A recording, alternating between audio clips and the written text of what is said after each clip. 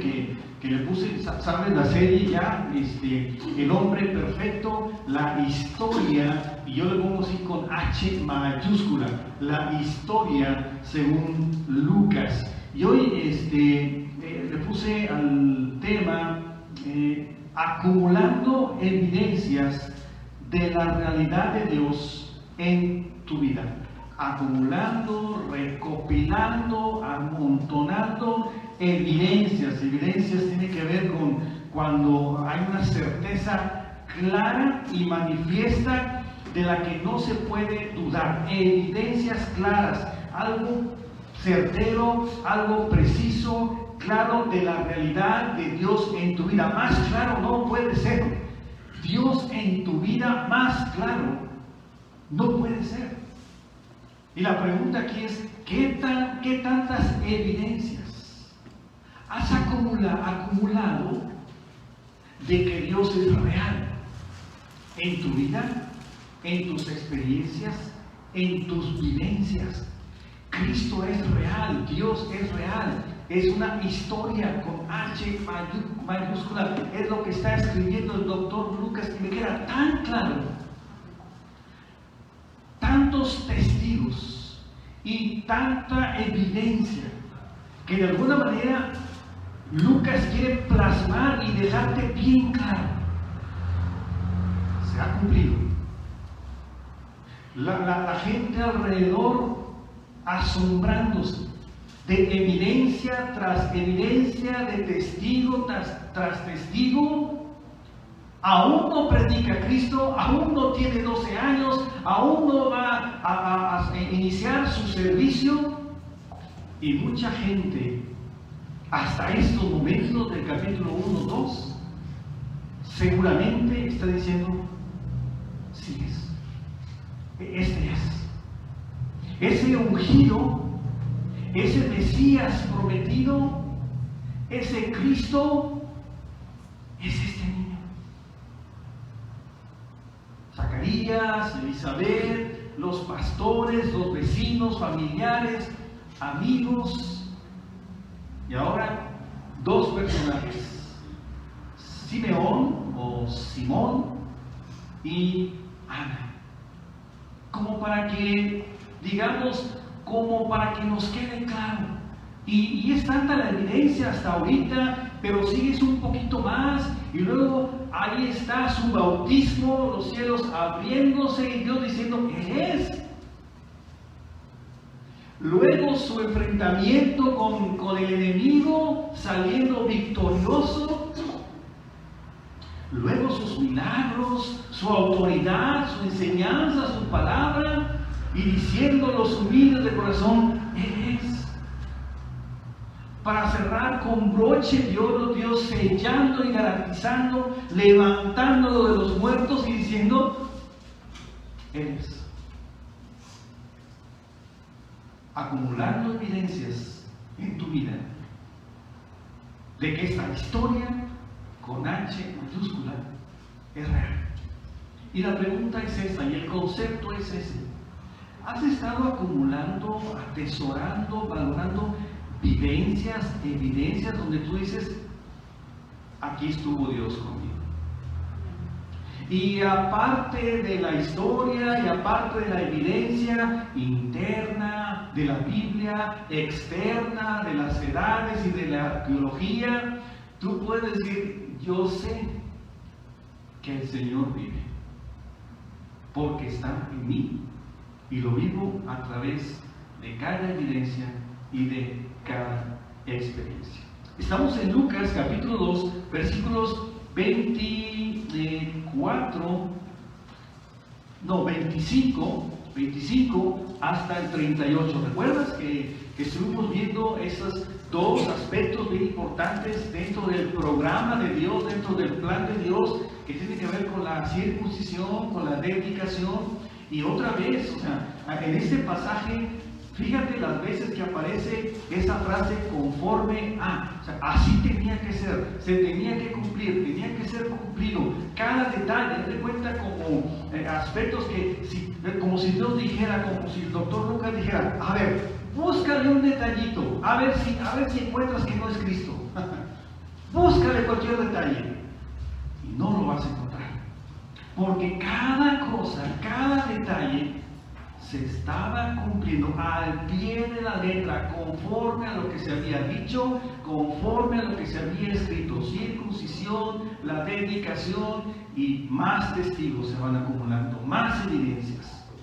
Simeón y Ana, capítulo 2, empezando el versículo 25. Y aquí había en Jerusalén un hombre llamado Simeón, y este hombre justo y piadoso esperaba la consolación de Israel, y el Espíritu Santo estaba sobre él, y le había sido revelado por el Espíritu Santo que no vería la muerte hasta que viese al ungido, al Cristo, al Mesías del Señor. Y movido por el Espíritu vino al templo. Y cuando los padres del niño Jesús, José y María, lo trajeron al templo para ser por él conforme al rito de la ley, él le tomó en sus brazos y bendijo a Dios diciendo: ahora, Señor, despides a tu siervo en paz conforme a tu palabra, porque han visto mis ojos tu salvación, la cual has preparado en presencia de todos los pueblos, luz para revelación a los gentiles y gloria de tu pueblo Israel. Y José y su madre estaban maravillados de todo lo que se decía de él, estaban sorprendidos, y los bendijo Simeón y dijo a su madre María: he aquí, este está puesto para caída y para levantamiento de muchos en Israel, y para señal que será contradicha. Una espada traspasará tu misma alma, para que sean revelados los pensamientos de muchos corazones. Segundo testigo. Estaba también allí Ana por casualidad, profetisa, hija de Fanuel, de la tribu de Aser, de edad muy avanzada, que había vivido con su marido 7 años desde su virginidad, y era viuda hacia 84 años, y no se apartaba del templo, sirviendo de noche, de día, con ayunos y oraciones. Esta, presentándose en la misma hora, qué casualidad, daba gracias a Dios, y hablaba del niño a todos los que esperaban la redención, la consolación, la restauración de Israel. Otras dos evidencias. Oramos para ver qué nos muestra y nos quiere decir el Señor. Gracias, Padre, por tu palabra, gracias por mostrarnos. Y realmente eso es lo que Lucas era su pretensión, y creo que lo está logrando Dios en nuestras vidas, que hacer real, una experiencia viva, el hecho de que el Señor Jesucristo es quien dijo ser, ese niño que nació hace 2000 años aproximadamente, ese que después crecía y se fortalecía, y que después ministró, enseñó, hizo milagros, pero después murió en la cruz para pagar nuestros pecados, y ahora nosotros podemos tener consolación, vida eterna, una restauración, una relación contigo, por el hecho de haber entendido que no somos nadie, que somos pecadores, que nada podemos hacer para restaurar esa relación, sino confiar en aquel de esta historia. Gracias en su nombre, en Cristo Jesús. Amén. Y para ti, Dios, pues sea la honra y la gloria. Entonces, hasta aquí, hermanos, pues resulta muy claro, ¿no? Ahí va la línea, no sé cómo la están viendo ustedes, me está quedando muy claro ese aspecto de que Lucas está escribiendo para que quede claro, para que quede evidente que ese niño es realmente el Señor Jesús. Y ya sabes, ¿no? Ahí está Zacarías con las señales, el milagro, el ángel, los vecinos, los amigos, luego María, y bueno, o sea, tantos testimonios y testigos de esas evidencias. Por eso, tantas señales, pruebas, manifestaciones, milagros, que son las credenciales que acreditan que el niño Jesús era el que se profetizaba desde el Antiguo Testamento. De tal manera que la gente podría decir con certeza: sí, este es el niño. Y que ahora tú y yo, esa es la intención. Esa es la intención del autor, esa es la intención del Espíritu, esa es la intención del doctor Lucas, esa es la intención de Dios, que tú y yo podamos decir: sí, este es el camino, esta es la verdad de la vida, y vive en mi corazón, y vive en mí. Ahora yo soy templo de su presencia en nosotros. Entonces, me queda claro por tantos conceptos como que se cumplió esto, cumplidos los días y conforme, queda muy claro. ¿Cómo hay momentos, hermanos, en la vida donde podemos ver a Dios? Podemos palparlo o podemos sentirlo. ¿Tú lo has palpado? ¿Has vivido esa experiencia en momentos agradables, en momentos difíciles, donde dices, aquí está Dios conmigo? Por eso no me puedo salir, por eso no me puedo desenfocar, por eso, aunque esté pasando por tiempos difíciles, y hay un proceso, y hay una etapa, y luego después viene el enfoque. Pero hay momentos también agradables en la vida de las personas, donde también puedes ver o podemos ver la mano de Dios. Por ejemplo, en la etapa del enamoramiento, ahí se puede ver la presencia de Dios. Ahora, ¿por qué lo digo? Yo me acuerdo de una canción, allá en mis tiempos, allá en mi época, no recuerdo el nombre de este cantante, Fabio, algo así. Leonardo Fabio, gracias Tocayo. Y había una canción que decía, esta se voy a hacer un poco terrenal, ¿no? En aquellos tiempos que yo no conocía mucho de Dios, pero esa canción hablaba de una pareja, ¿verdad?, que se estaba conociendo y ding dong, ¿recuerdan esa canción? Ding dong, y será el amor y cosas así. Y en una de ellas, en una de esas frases, como él está tan enamorado, y tú sabes, cuando tú estás enamorado, como que pierdes el piso, ¿verdad? Como que estás en soñación, como estás caminando sobre las nubes, todo es color de rosa, todos son amigos, no hay guerras, todo es paz, todo es algo muy bello, ¿verdad? Cuando tú estás enamorado, y en una de esas frases dice, para mí, que existe Dios. Entonces, ¿cómo en esa frase, cuando la persona, ¿quién está enamorado o enamorada aquí en esos momentos? ¿De quién se acuerda o quién nos acordamos de ese momento? Hay algunos que próximos a casarse, ¿verdad?, que están enamoradísimos. Y es cuando en esas etapas, cuando dices, y fíjate cómo dice el enamorado, para mí que existe Dios. O sea, no importa lo que pase, pero está enamorado y es una manera en que él puede reconocer que Dios está ahí y que Dios existe. Hay ese tipo de etapas y de situaciones. Pero bueno, también hay situaciones complicadas y difíciles en tu vida, etapas y por donde pasamos, que también podemos decir, aquí está Dios conmigo. Y la pregunta es, ¿cuál fue la última vez que estuviste consciente de que Dios es real en tu vida? De que la historia, con H mayúscula, es parte de tu historia. ¿Cuándo fue esa última vez? Tal vez un momento agradable, tal vez un momento agridulce, no sé, tal vez un momento difícil. Pero que tú viste a Dios, que tú viste la mano de Dios que estaba allí contigo y dices, Dios, el Señor Jesucristo, es quien dice ser. Y Él está aquí conmigo y en mi vida.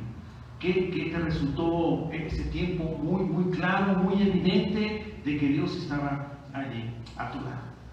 Son evidencias. Por eso esta pregunta es, ¿vas acumulando evidencias? ¿Qué pasaría al final de tu vida, de tus días? De no sé cuántos años vivirás.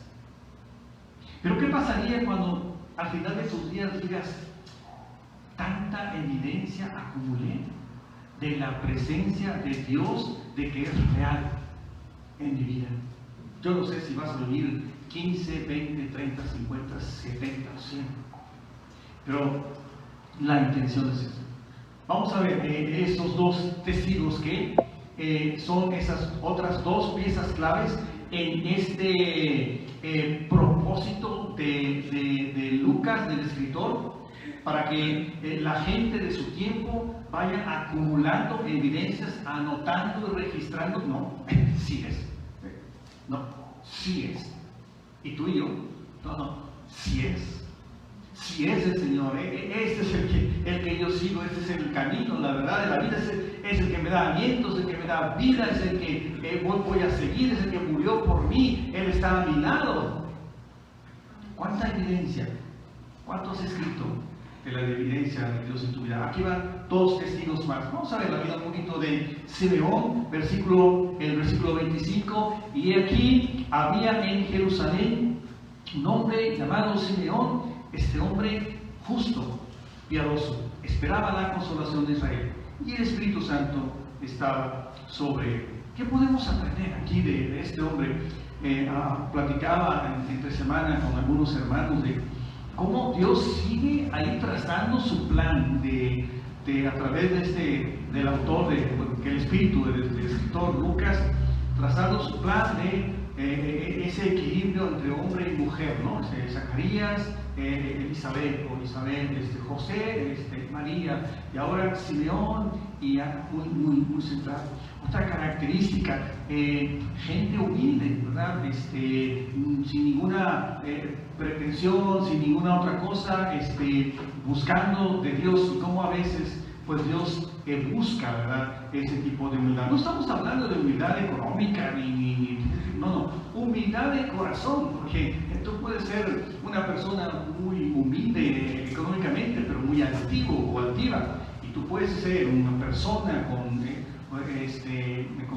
grandes riquezas o económicamente bien y un corazón humilde. Estamos hablando de ese tipo de humildad, y Dios elige y busca a ese tipo de personas. Ahí están Zacarías, ahí está Elizabeth. O sea, ¿cuándo escuchaste de Zacarías en la Biblia? Y después de eso, ¿cuándo lo vas a escuchar más? Tuvieron el gran privilegio solamente de ser los padres de Juan el Bautista, de que el Señor Jesucristo dijo: nadie como él.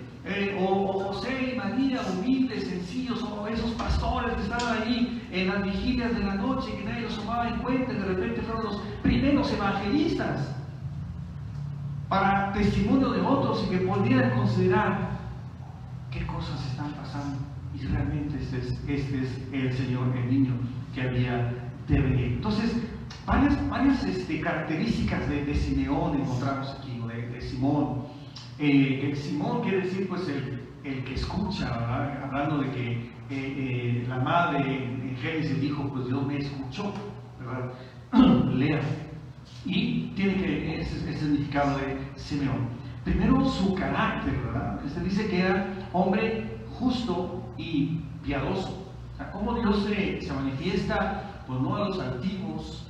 Dios no se muestra, no se manifiesta a los que no buscan a Él, a los que no buscan hacer su voluntad. Él se va a manifestar a gentes como José, como María, como Zacarías, que también era justo, piadoso. Entonces, características, ¿cómo se va a mostrar y se va a manifestar Dios en tu vida? ¿Cómo lo vas a sentir real en tu vida? Bueno, cuando estás caminando en su voluntad, cuando buscas enfocarte, no perderte en otras cosas.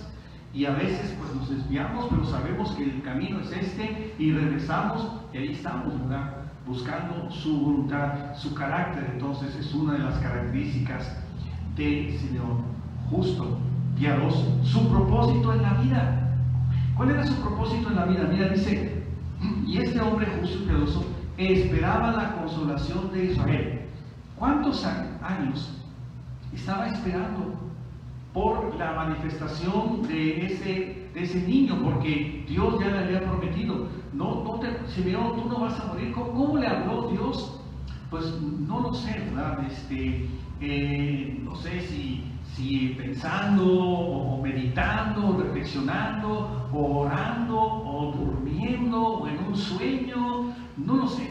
Pero Dios le manifestó y le dijo: tú no vas a morir sin que veas el inicio de la restauración del pueblo de Israel. Es decir, el que Dios vuelva a trabajar con la nación de Israel. Y el inicio era pues que naciera el niño Jesús, es decir, que iba a ser el retoño de David para tomar ese reinado y poder liberar al pueblo de Israel en la forma espiritual iba a ser de una manera física, pero bueno, esto quedó como en pausa.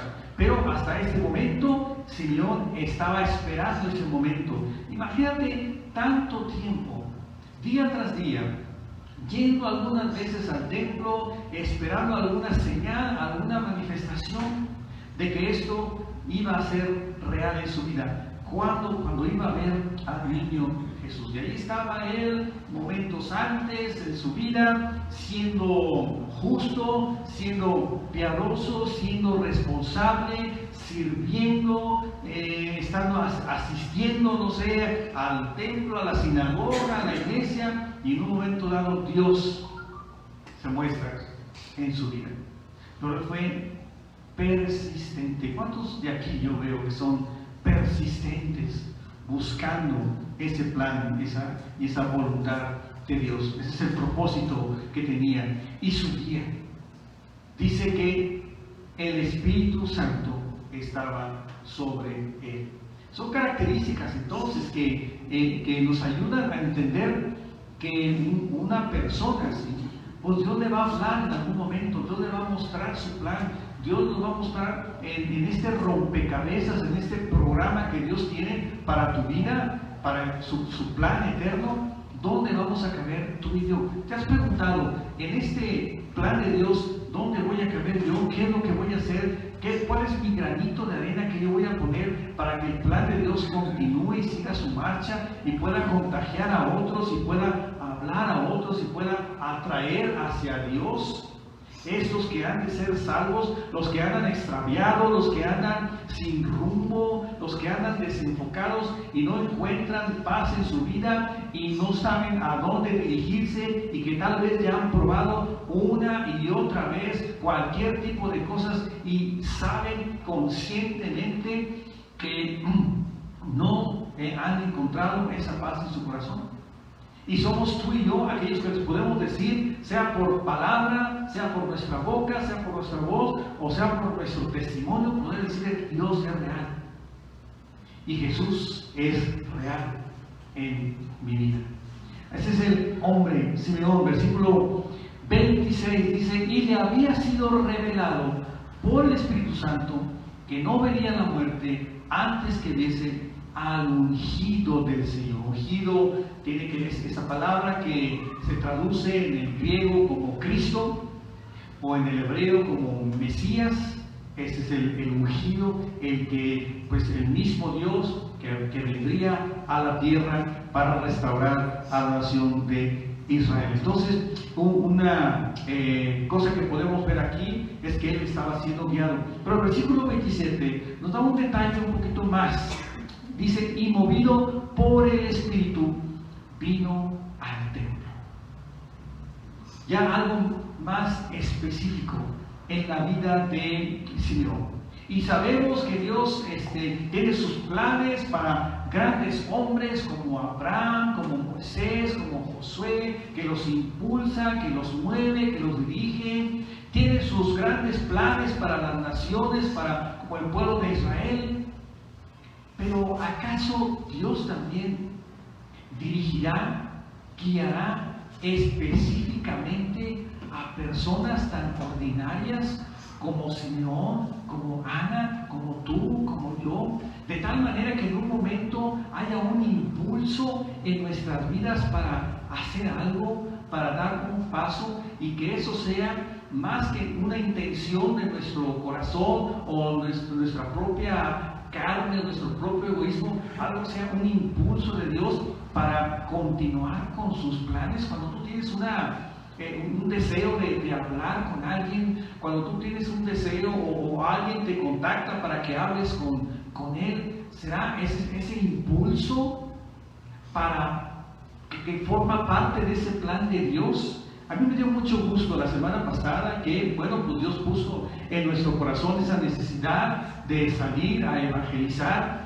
y nos encontramos allí a un amigo de Edgar. Íbamos Héctor, Edgar y yo, y nos encontramos a este amigo de Edgar. Ahí estuvo hablando, ahí estuvo llorando y le prometimos orar, le hablamos del Evangelio. Y tú dices, bueno, esto fue casualidad. ¿Fue una corazonada? ¿O realmente el Espíritu nos impulsó porque era una parte de su plan? Como digo, en esa línea eterna, en un punto ahí muy pequeñito, a lo mejor era un plan de Dios. Y así fue la vida de Simeón, guiado por el Espíritu, caminando en el Espíritu y siendo impulsado por el Espíritu.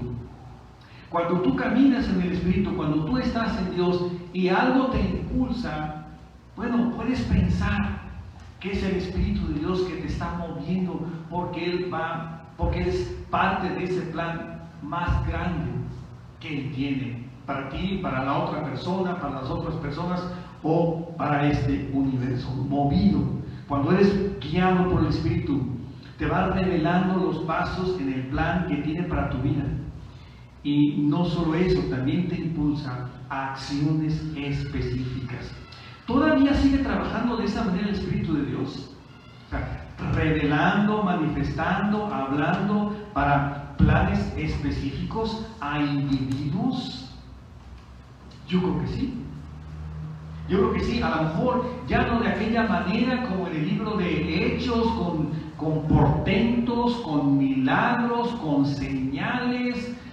Por lo menos entiendo que no es el énfasis, pero Dios lo puede hacer todavía. Pero lo que sí estoy seguro es que cuando tú estás siendo guiado por el Espíritu de Dios, de alguna manera tus pensamientos, tus deseos, tus motivaciones, podemos pensar que son impulsos del Espíritu que Dios está usando para moverte, para mover otro engranaje, otra rueda más grande que tiene que ver con su plan. Entonces es bien importante y bien interesante cuando somos guiados, cuando estamos en el Espíritu, y esos impulsos y esas motivaciones que tenemos de hablar con la persona, de hablarle al vecino, de dejarle un folleto, no te ha tocado, o sea, esa necesidad de decir, yo quisiera entregarle este folleto a esta persona, o surge un problema, una situación con una familia, ¿cómo quisiera compartir con esa familia? O tiene problemas con alguien, con algún hijo, ¿cómo quisiera hablar con esa persona? Son impulsos del Espíritu de Dios. Cuidado cuando no los tienes. Cuidado cuando no sientes nada dentro del plan de Dios. Quiere decir que tienes que acercarte más para ser guiado por Dios. Entonces yo creo que el plan de Dios continúa y ahora que sigue guiando de manera personal, con planes específicos para continuar su obra a través de aquellos que permiten ser guiados por Él. Tú y yo podemos ser, por eso hablo mucho de ser privilegiados, de ser parte de sus planes. Cuando hacemos, a lo mejor dices, es que esto, ¿para qué sirve dentro del plan de Dios? El hacer el aseo, lo que tiene que ver en todo el gran plan de Dios. Cuidar o enseñar a los niños. No, lo importante es enseñar en el púlpito. Eso sí es importante, eso sí agrada a Dios. No, enseñar a niños es muy importante, porque está sembrando la semilla. Y cuidado porque viene la adolescencia, y cuidado porque viene la juventud.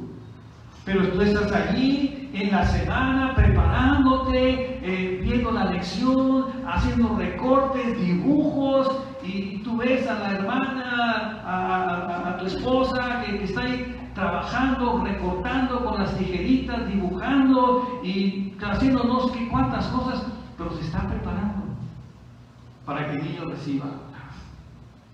¿Qué cosas estamos haciendo que repercuten mucho en el plan de Dios? Entonces el Espíritu sigue guiando el plan, su plan. Así es que una cosa que vemos en Simeón es una vida de limpieza. ¿Recuerdas el miércoles que vimos ese pasaje de Crónicas, los que estuvimos escuchando? ¿Cuántos escuchamos el miércoles el mensaje de mitad de semana? Tocamos ahí un pasaje muy interesante de Ezequías, ahí el libro segundo de Crónicas, donde él quería limpiar el santuario, limpiar la casa, para que nuevamente la gloria de Dios regresara al templo. Y los resultados, pues ya sabes, cuando limpias la casa, cuando limpias tu santuario, tu cuerpo, quitas la inmundicia, la sacas de tu vida, y ya sabes, Dios vuelve, o la gloria de Dios regresa al templo y tu vida es diferente. Y entonces Dios se va mostrando y manifestando en tu vida como la de Simeón, y entonces puedes decir, Dios es real. Y cosas que veía que estaban detenidas, que estaban pausadas, que no caminaban, ahora estás viendo un flujo.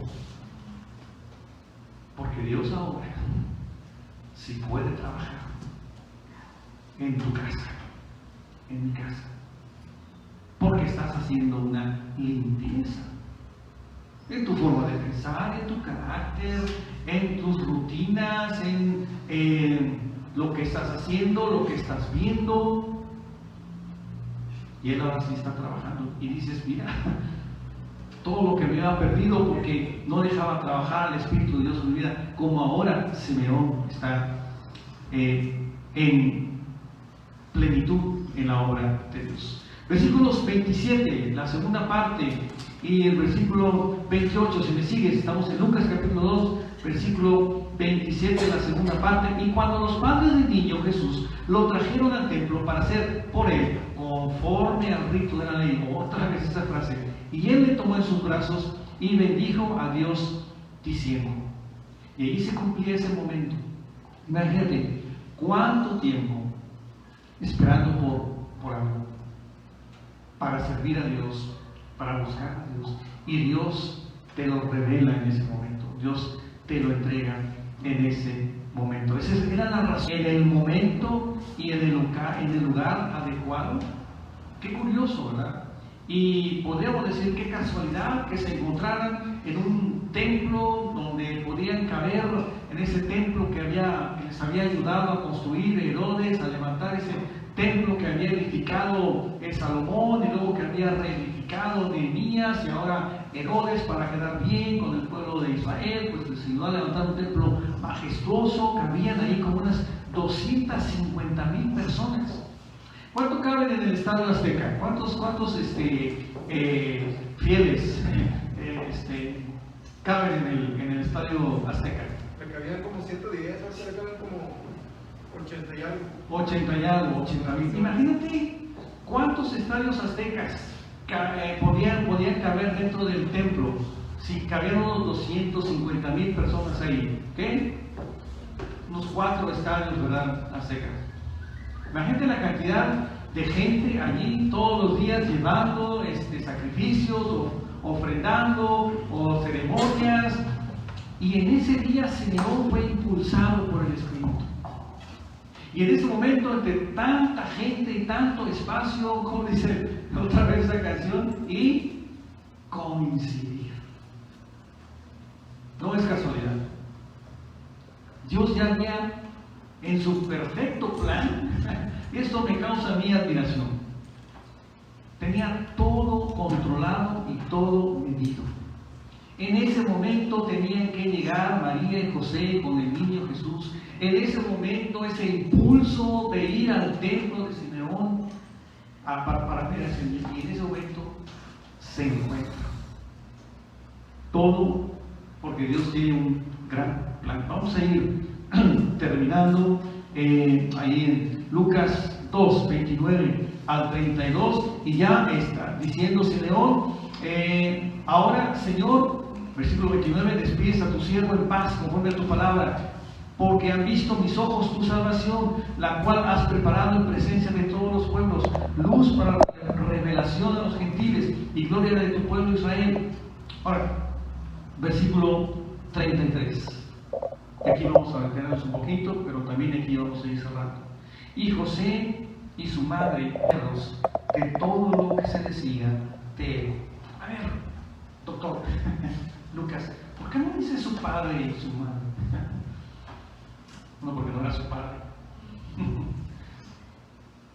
Era engendrado por el Espíritu de Dios. Y correctamente, puntualmente, este escritor, que no se le pasa nada, dice, y José y su madre. Estaban, ¿qué dice el versículo? Maravillados de todo lo que se decía del niño.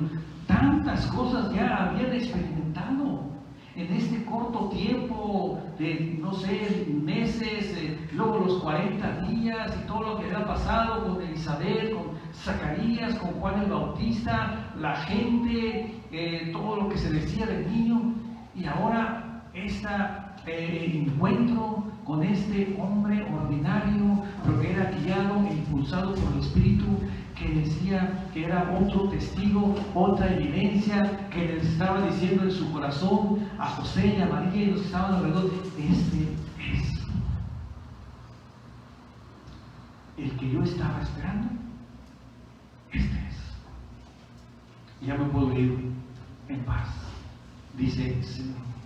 Me llama a mí la atención cuántas veces la gente cercana a estos eventos reacciona como José y María. Acompáñenme solo a 3 pasajes ahí mismo, Lucas capítulo 1, versículo 22, Lucas 1, versículo 22. Cuando no sale Zacarías del templo, ¿recuerdan? Cuando el ángel Gabriel se le apareció y le estaba diciendo acerca de Juan el Bautista, luego la gente afuera decía, y cuando salió Zacarías, no les podía hablar, y comprendieron que había visto visión en el santuario, él les hablaba por señas y permanecía mudo. Señales, milagros, evidencias, manifestaciones de que algo estaba rondando en el aire, algo estaba pasando que no había pasado por muchos años, y Dios empezaba a mostrarse y a manifestarse en la vida en general, en la vida nacional, pero en la vida individual también, directamente con Zacarías, pero también con la gente alrededor. Nosotros a través de la Biblia, a través de la oración, pero nuestras vivencias y experiencias también, ¿lo notas? Ese es Dios que está escribiendo su historia. Lucas 1, versículos 65 y 66. Lucas 1, 65, 66. ¿Recuerdas? Después de el nacimiento de Juan el Bautista y de que cómo se iba a llamar y todo este asunto, y que Isabel dice se va a llamar Juan, versículo 65, y se llenaron de temor todos sus vecinos, y en todas las montañas de Judea se divulgaron todas estas cosas, y todos los que las oían las guardaban en su corazón, diciendo: ¿quién será este niño? Y la mano del Señor estaba con él. Por último, Lucas capítulo 2, versículo 18. Oye, los pastores, gente ordinaria, gente olvidada de la comunidad, pero ahora eran los primeros evangelistas y los que iban a impresionar a sus oyentes con estas palabras. En el versículo 18, y todos los que oyeron se maravillaron de lo que los pastores les decían. Vamos a ir cerrando y vamos poniendo implicaciones para nuestra vida. ¿Cuál es la evidencia? Acuérdate que evidencia tiene que ver con certeza clara, manifiesta, de la que no se puede dudar. ¿Cuál es la evidencia personal de que el Señor Jesús es quien dijo ser? O sea, ¿en qué momento tú dices, sí, Jesús, ese de la historia, ese de la Biblia, es real, porque es real en mi vida? ¿Cuál fue la última vez? La historia, aquí esta frase, la historia con H mayúscula, haciéndose real en tu historia.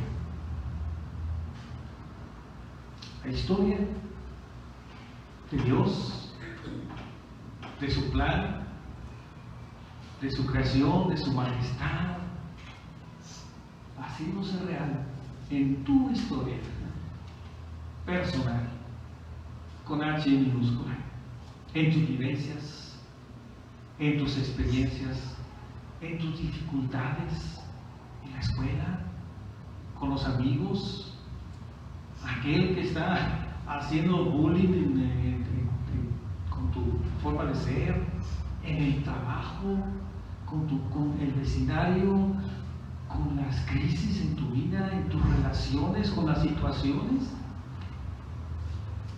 Esa historia haciéndose real en tu historia, en momentos difíciles, en momentos agradables. ¿Cuál fue la última vez que experimentaste la realidad de Dios en tu vida? Porque evidencias históricas las hay. Nos ponemos de pie y damos gracias a Dios porque Él es en Jesús, quien dijo ser. Él es real. Ese niño era ese que ministró en el desierto, en los pueblos, en las comunidades, que enseñó, que adoctrinó, que tenía la autoridad. Ese es nuestro Jesús, ese que murió en la cruz y ese que el Señor resucitó de los muertos. ¿Lo crees? Ese Señor que Dios aprobó con la resurrección, y ese Jesús que un día los pastores lo vieron ahí en el pesebre, y que tal vez algunos de ellos ya en los 50 o 60 años tal vez pudieran ver a ese Jesús en la cruz. ¿Y qué pensarían? Mira, ese niño que vimos, ¿recuerdas? Comentando los pastores, 50, 60 años. ¿Recuerdas a ese niño que estaba en el pesebre? Humilde. Mira, en la cruz. ¿Qué significará? Porque esto es de Dios. Porque lo vimos. Vimos a los ángeles, vimos su gloria, vimos su majestad. Y no le dirías tú: yo quiero que entres en mi vida, yo quiero que seas mi Dios. Y si ya lo tienes en tu vida, decirle: tú eres real en mi vida, en mis experiencias, en mi vivencia, y quiero seguir caminando contigo. No me sueltes. Padre, gracias por la historia escrita, que no nos queda ninguna duda, el autor se ocupó de eso. Y gracias porque con cada lectura, con cada estudio, con cada experiencia vamos conectando. Y hasta ahora, hasta este punto, nos cae el 20 de que tiene que ver con evidencias acumuladas de la realidad del Señor Jesús. Y ahora que eso sea para nuestras vidas. Que en nuestras vidas vayamos acumulando esas experiencias, que no las desperdiciemos, que no las perdamos de vista, que no las pongamos bajo un cajón o una alfombra. Vivamos un proceso entendiendo que eres real y que estás con nosotros, y que cada experiencia simplemente vamos atesorando, acumulando, agregando experiencias y vivencias de la realidad muy evidente que tú eres, que tú fuiste y serás en nuestras vidas. Por eso queremos seguir contigo, Dios. No nos sueltes, no nos dejes. Gracias por ser nuestro Dios. Así es que, hermano.